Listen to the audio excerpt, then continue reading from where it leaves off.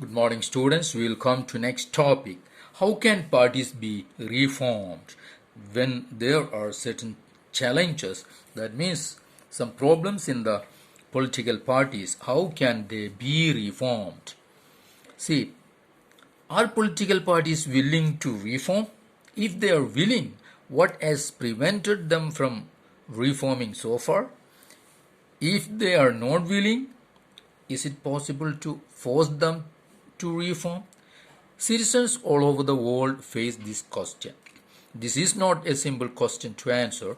In a democracy, the final decision is made by leaders who represent political parties. People can replace them, but only by another set of party leaders.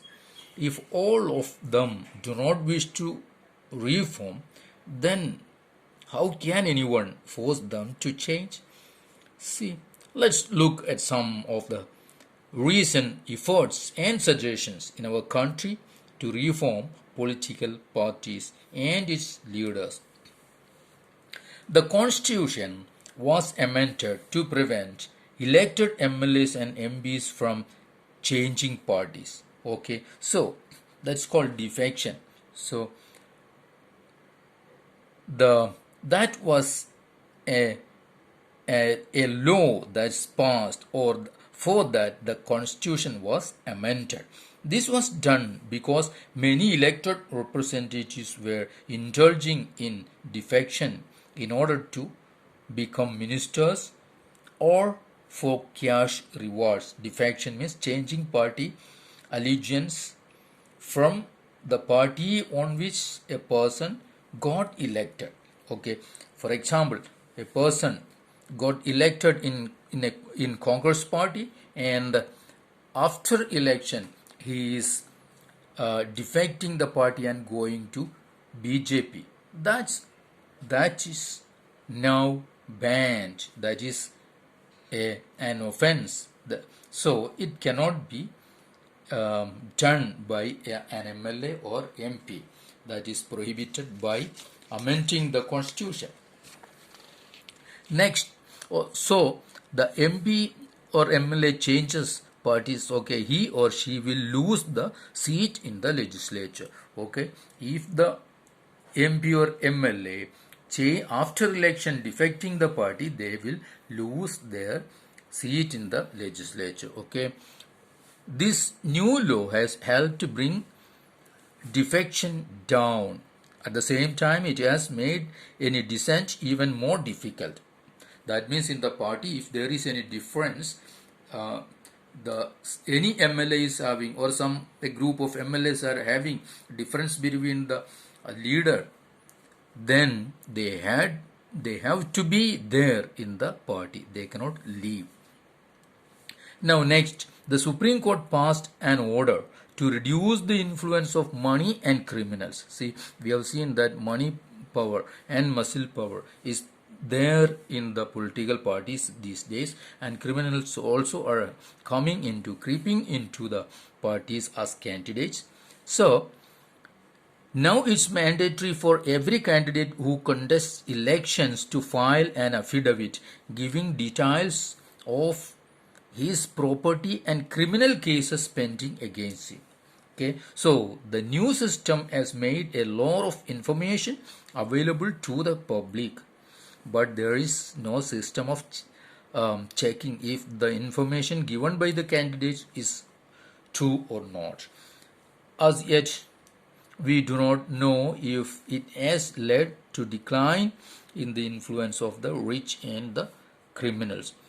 That means still, anyway, some kind of coming down of the criminal influence there.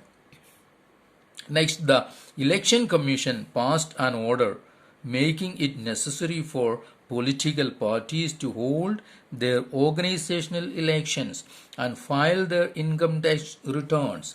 Now, political parties have to file their income tax returns. The parties have started doing so, but sometimes it's more just formality. It's not that clear if the step has led to greater internal democracy in political parties.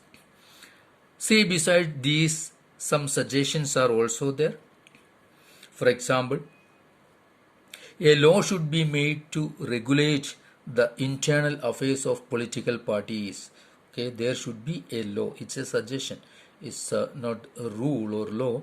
It should be made compulsory for political parties to maintain a register of its members, to follow its own constitution, to have an independent authority, to act as a judge in case of party disputes, to hold open elections to the highest post.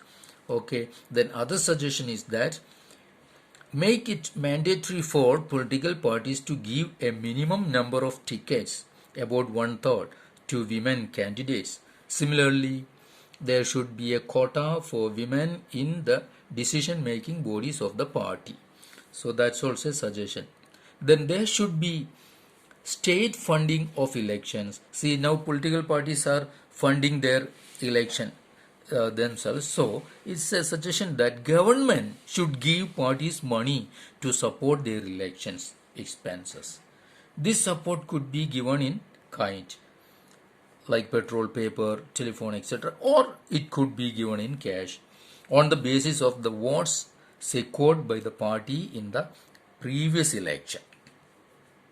These suggestions have not yet been accepted by the political parties. If and when these are accepted, these could lead to some improvement. But we must be very careful about legal solutions to political problems. Over regulations of political parties can be counterproductive. This would force all parties to find ways to cheat the law. Besides, political parties will not agree to pass a law that they do not like. See, these political parties, their candidates are in the parliament or legislative assembly. So, a law that is coming against them, they may not pass it. There are two other ways in which political parties can be reformed. One, people can put pressure on political parties. This can be done through petitions, publicity, and agitations. Okay, ordinary citizens, pressure groups, and movements, and the media can play an important role in this. If political parties feel that they would lose public support by not taking up reforms, then they would become more serious about reforms.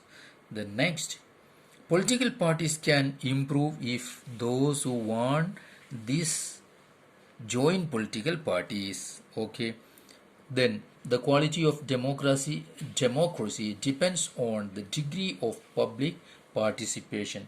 It's difficult to reform politics if ordinary citizens do not take part in it and simply criticize it from the outside. So the problem of bad politics can be solved by more and better politics. Okay, that's it.